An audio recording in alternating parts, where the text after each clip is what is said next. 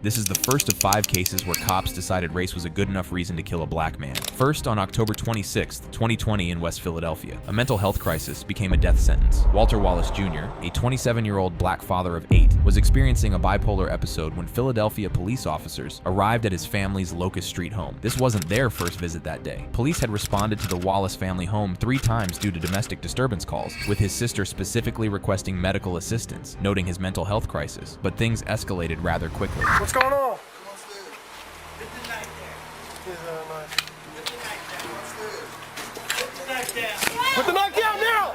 Put the knife down now! Walter emerged from his porch holding a knife. He was a man in crisis, not a criminal. The officers immediately drew their weapons, shouting commands. But between them and Walter stood a desperate mother. You can hear her screams and someone else saying he's mental. Man wants a knife.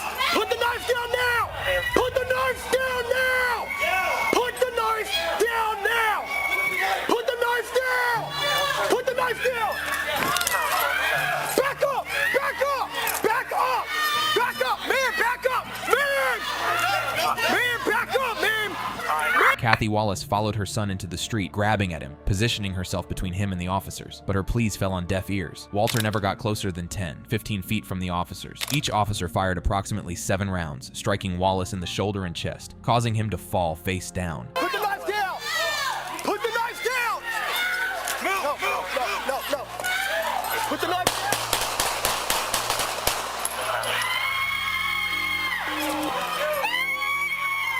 18-6, shot fired.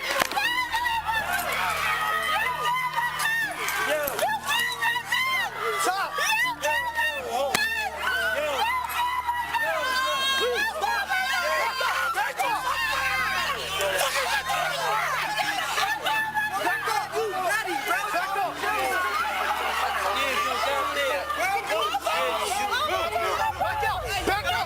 The sound that followed will haunt you forever. "You killed my son! You killed my son!" Kathy's tears will send shivers down your spine.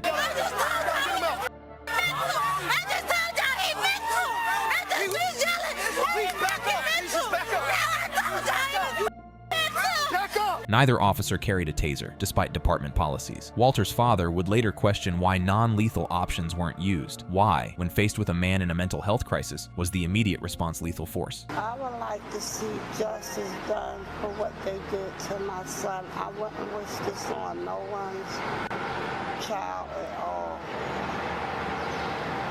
It just hurts me so bad to see how the people is in the world. I pray things change. I pray we all one day could come together and get along. Cause this gotta stop. It really gotta stop. Really do. The family's wrongful death lawsuit against the city and officers was settled for $2.5 million on October 28, 2021. But for Kathy Wallace, no amount of money could bring back her son, a son whose mental health crisis was met with bullets instead of compassion. I was telling the police to stop. Don't shoot my son. Please don't shoot my son. However, the district attorney ruled the shooting justified under the circumstances. But questions remain. Why weren't mental health professionals called? Why weren't non-lethal options available? In the next case, this pattern of killing a black man with a mental health issue continues. March 3rd, 2023, Paterson, New Jersey. Najee Seabrooks, 31, an anti-gun violence activist, calls 911 from his bathroom. He believes his life is in danger. 911. Can I have two cop cars to Mill Street? Hold on. No. Can I get 2 cop cars to Mill Street? I need help, and the threat on me, so I need help bad. This was a man asking for help, not a suspect, not a criminal. Okay. Give me a second, okay? So you got calm down, right? Okay. Alright, so if there's too much noise going on, you get ready in there, locked in there, we got You might become animated. Yeah, exactly. So let's just give them some space. We're gonna try to handle it the best that we can, okay? Kids out the way, of course, especially if there's not in the... The fear in the family's voice is unmistakable. Officers hover outside, unsure how to proceed. Najee, stop this! I am your mother! Open the door! And Najee, where your car keys? Cause they want to tow your car. Why? Cause you parked in the unparked. You not parked in the right spot. Just give me your Najee, please. Give me your keys. Why is you doing this, Najee? He's here. Everybody's here waiting for you, just trying to make sure that you're okay. Inside, Najee refuses to come out. Outside, his family begs officers to let his mother speak to him. But you know we can't leave till we make sure you're out and you're good. Can you... Alright, I'm just going to tell you how to do it, okay? Just open the door nice and slow, but whatever knives you have, you got to put down, okay? That's what we heard, that you had knives. That's what the call came in as. Alright, so how can we rectify it? How can we make this go away? Hours pass. No mental health professionals arrive. Only more cops. I'm going to have one of these guys slide the ID under the door. Alright? I'm going to slide it right under right now, alright? You get it? You see it? The ID, right? That's who's right out in the hallway. So if I had him come and talk to you, would you come out for me? Huh? Yeah. What's all that noise in there? What was happening? The shower rod fell? So what happened?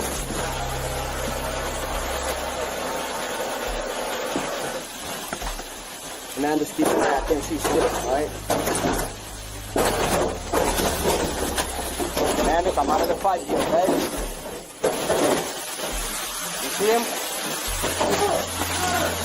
He got something in his hand. Hold on. I don't know what it is. I'm out of the fight. I'm out of the fight. Okay. Back up. Okay, back up. Back up. Back up. Back up. Be careful out there. You got a knife in his hand, Captain. The standoff escalates. Najee sets a fire in the bathroom. He's picking it up again. Make sure you say less than lethal. Hey guys, less than lethal, less than lethal. Fire out! Guys, knife on left hand. He's starting a fire. He's starting a fire. He's burning his shirt. He's burning his shirt. Still got a knife on his hand. He's starting a fire. The scene now resembles a siege. Rifles, shields, shouting. Najee, crashing out, talks about shootouts. His paranoia is overwhelming him. The officers tell him to drop the knife. Just drop the knives, Naj. Look, man, you gotta be feeling really crappy right now. Let's get you help. Drop it!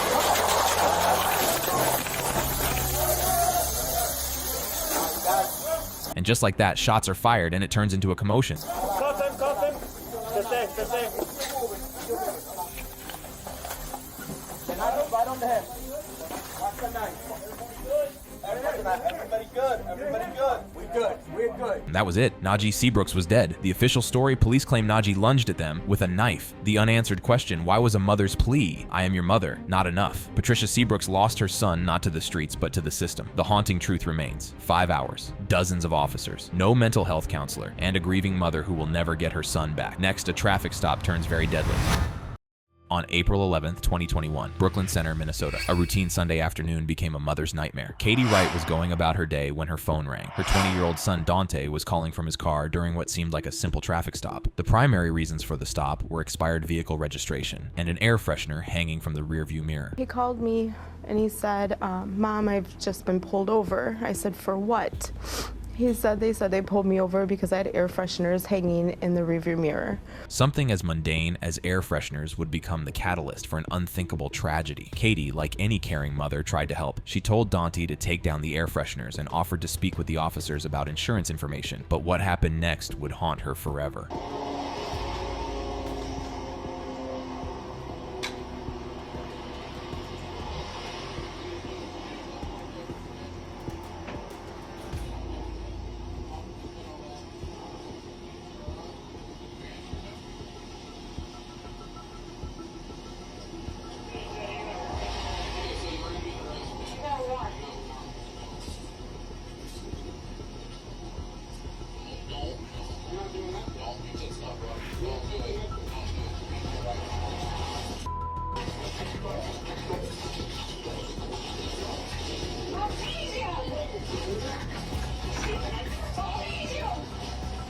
Then came the sounds that no mother should ever hear: scuffling, screaming, the chaos of a situation spiraling out of control, and then silence. Officer Kimberly Potter, a 26-year veteran, had intended to use her taser, but instead drew her Glock 9mm handgun, firing a single shot into Wright's chest.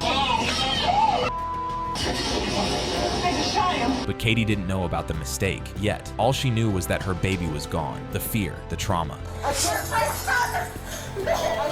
don't know anything. Who are you?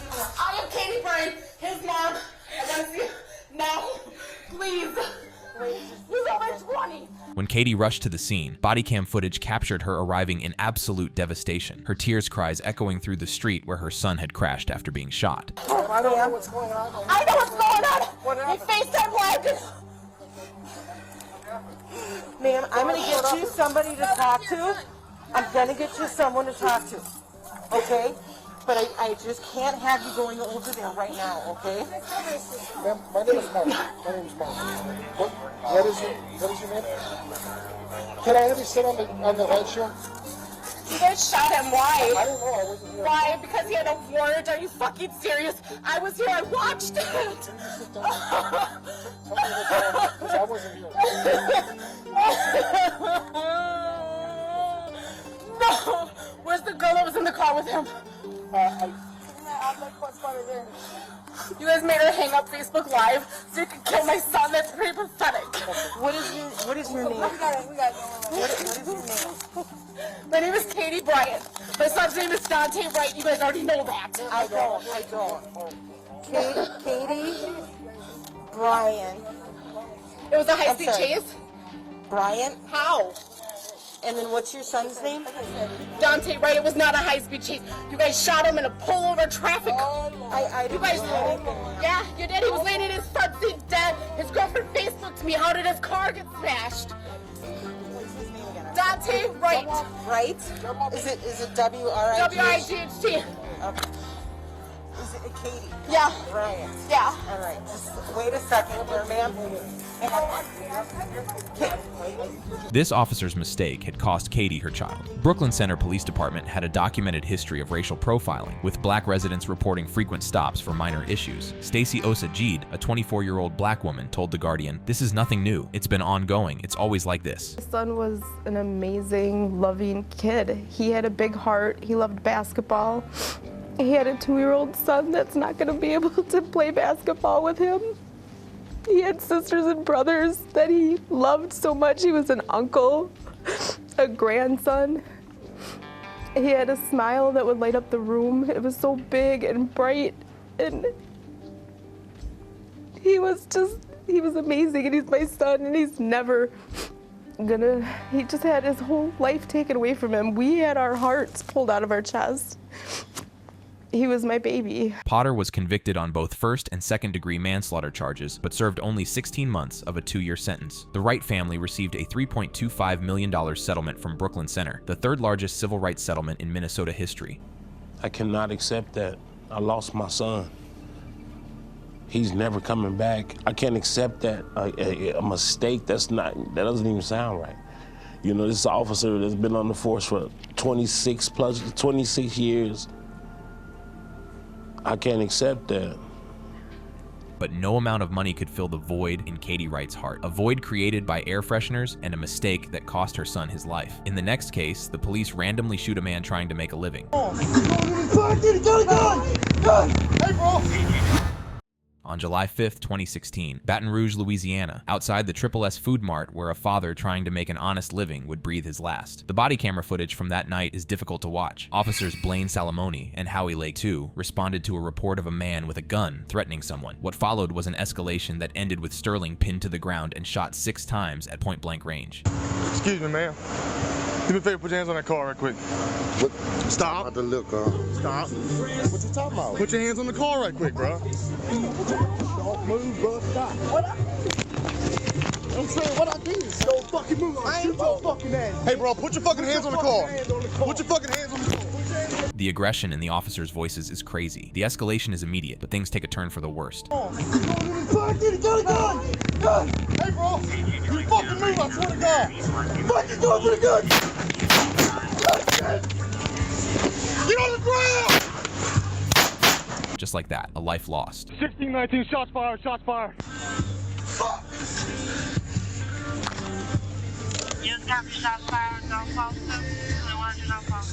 No pulse. A father of 5 reduced to a lifeless body on asphalt. As a mother, I have now been forced to raise a son who is going to remember what happened to his father that I can't take away from him. He is at an age of understanding. I hurt more for him and his loss.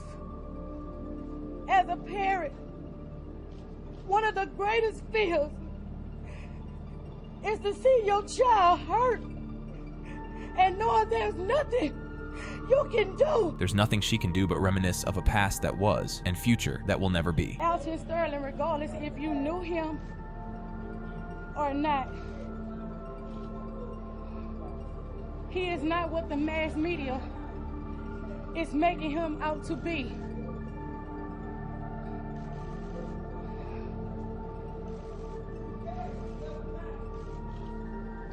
This is a play to try and obscure the image of a man who's simply trying to earn a living to take care of his children. Alton Sterling was known locally as the CD Man, selling music discs outside the convenience store where he was killed. Quinetta McMillan, mother of his eldest son, stood before cameras with her 15-year-old son Cameron beside her, defending the man she knew, not the narrative being constructed to justify his death. With that being said, the individuals involved in his murder took away a man with children who depended upon their daddy on a daily basis. My son is not the youngest. He is the oldest of his siblings. He is 15 years old. 15 years old, old enough to understand, old enough to watch the footage that would haunt him forever. He had to watch this, as this was put all over the outlets and everything that was possible to be shown.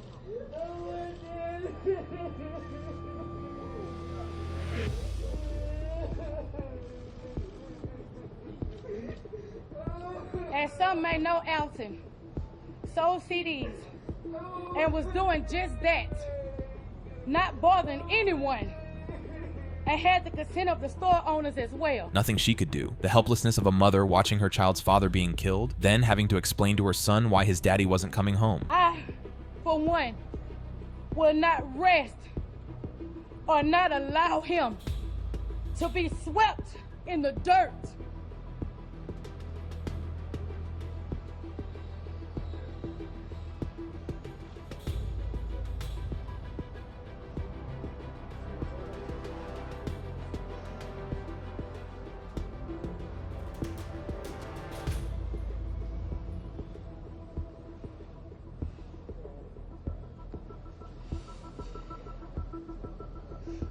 I say again, I for one will not rest and will not allow y'all to sweep him in the dirt.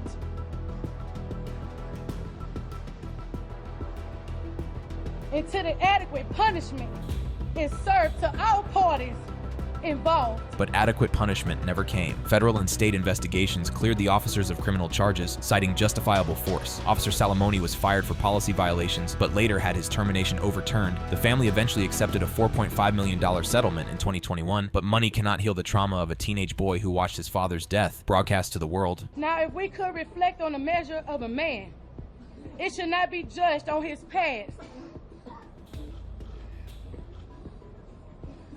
but most scientific marks that a man left his life and what he left on lives of his children.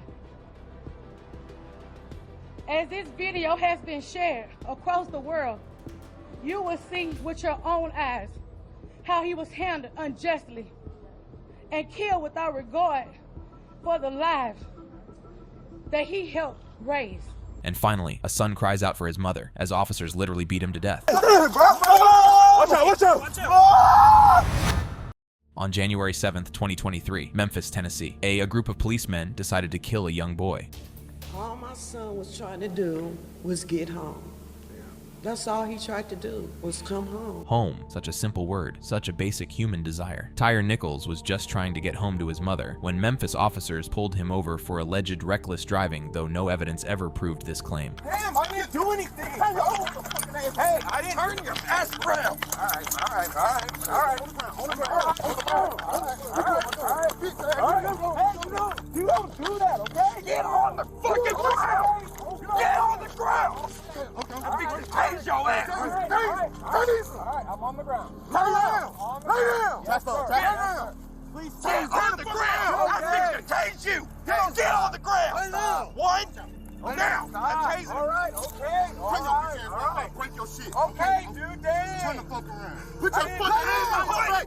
Bitch, put your hands behind your back while I break. Okay, stop. I'm gonna knock your ass the fuck out. You guys are really doing a lot right now. Bro, lay down. I'm just trying to go home. Lay down. Man, if you don't lay down. I am on the ground. Put your hands on your stomach. I got you. Okay. Okay. Get the fuck back. Stop. I'm not doing it.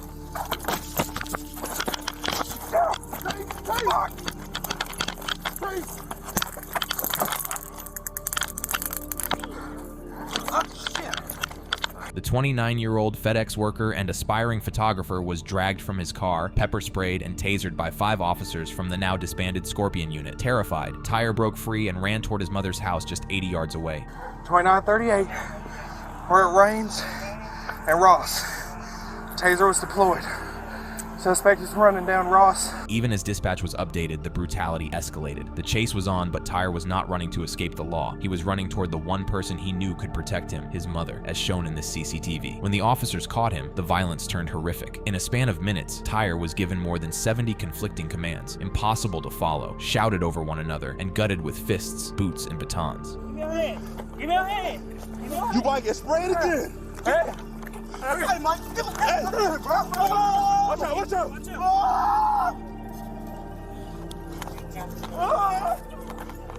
hand. Mom! Hey. Give me your hands. Give me. Okay, all right. Give me your fucking hand. Give me your hand. All right. Okay. All right. Huh? Hey, Mike, give me your hand, bro. Hey. Give me your hand. Watch out! Spray your ass again. Hey, give me your hands, bro. Watch out. Spray. Give me your hands, bro. Oh, shit. Give me your hands. Oh, shit. Give me your hands, bro. All right.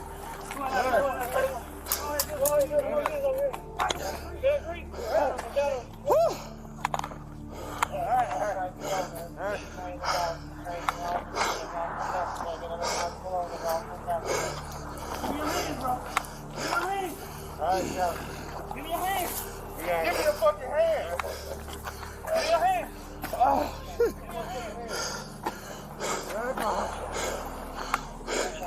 Get your hand. Give me your hand. Turn around. Lay flat. Lay flat, goddamn. All right. Lay flat, goddamn. Lay flat.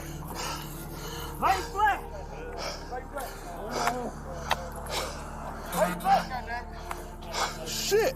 All right.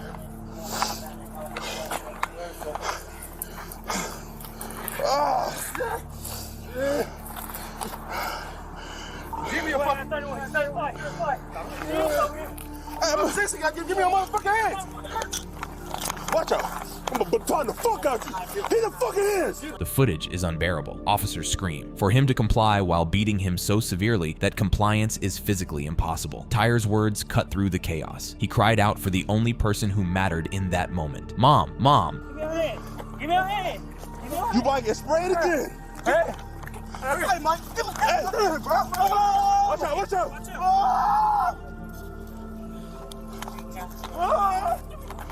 Give me your hand. Mom! Hey. Give me your hands. Give me. Okay, all right. Give me your fucking hand.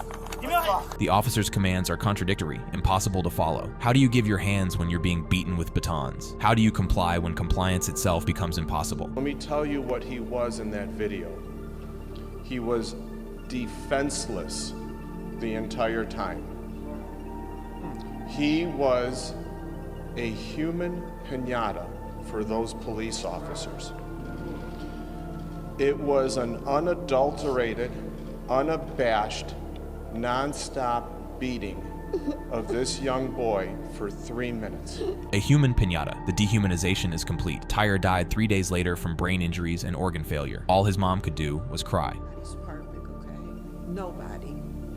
But he was damn near, okay? I know everybody say mothers say they had a good son, everybody's son is good, but my son, he actually was a good boy. The case caused nationwide protests, with a skate park renamed in Tyre's honor. Federal convictions followed for 3 officers on witness tampering and rights deprivation in October 2024, though a retrial was granted in August 2025 due to judicial bias concerns. He loved more than anything besides what they just mentioned is watching the sunset.